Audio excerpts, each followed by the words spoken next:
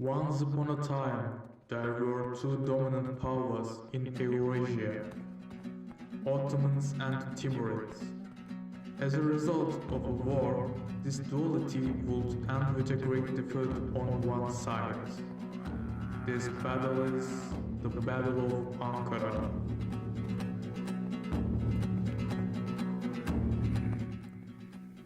The Battle of Ankara is the war fought between the Ottoman Empire and the Timurid state in the Chubuk Plain in 1402.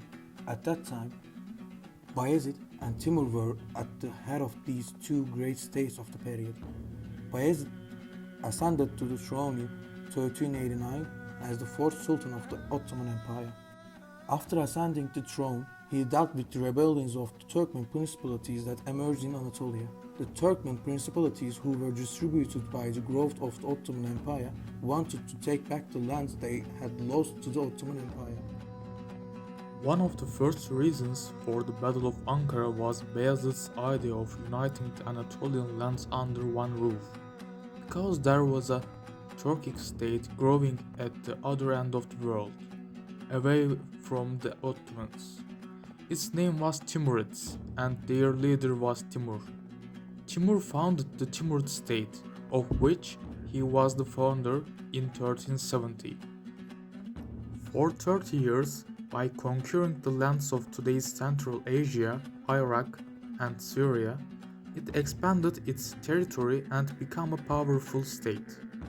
Timur's goal was to re-establish the Genghis Empire and become the most powerful commander in the world.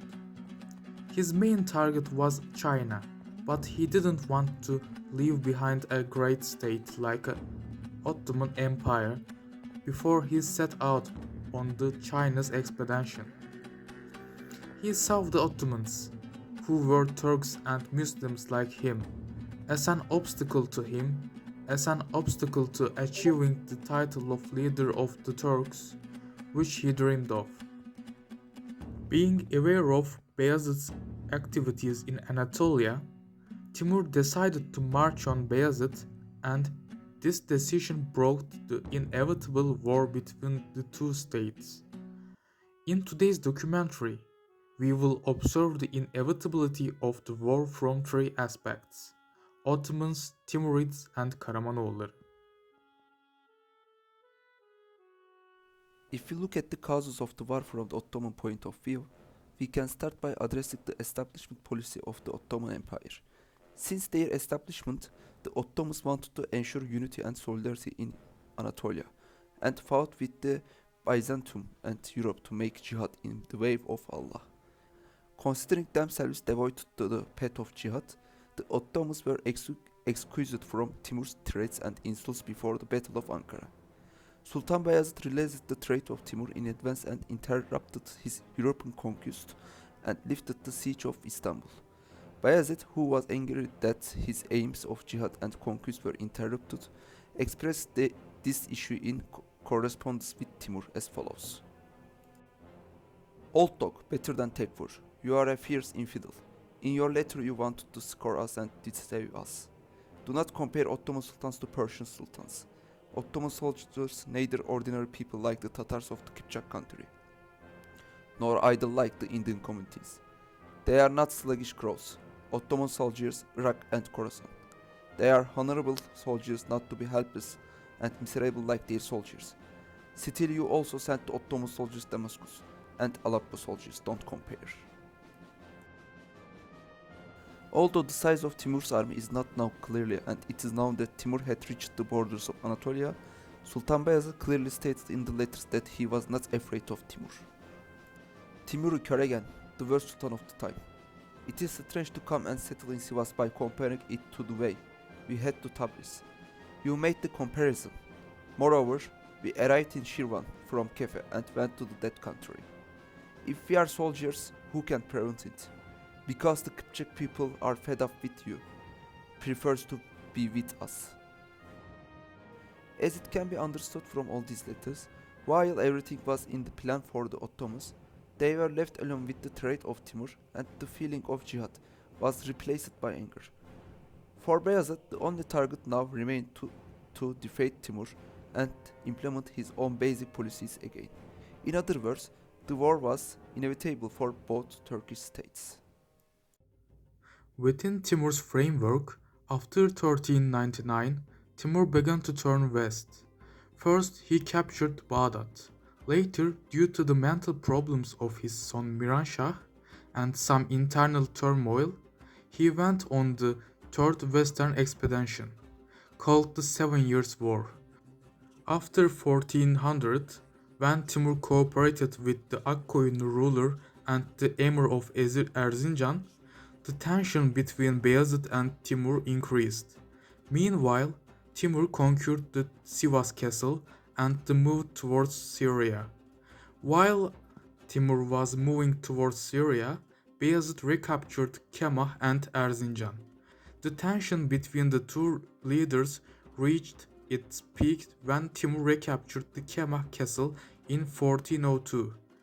In Ankara war that broke out after these events, in Timur's army there were 80 regiments of central troops and 30 war elephants.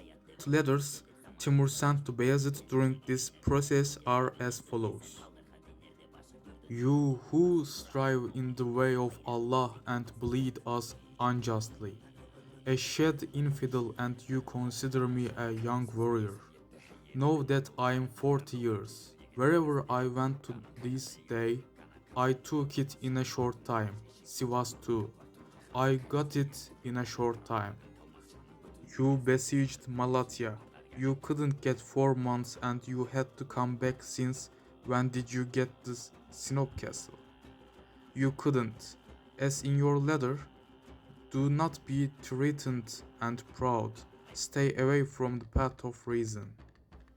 Our soldiers are Muslim from father to ancestor and they are Muslim children. Why should you not be worthy of guidance? Moreover, the Ottoman is clear that his soldiers were mostly devshirme from infidels. Our course is Jihangir. If your sincere greetings comes with a well-spoken letter, there will be a softening and love between both parties.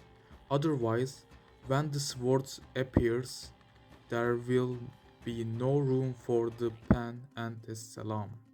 Thus, we can see once again the inevitability of the war.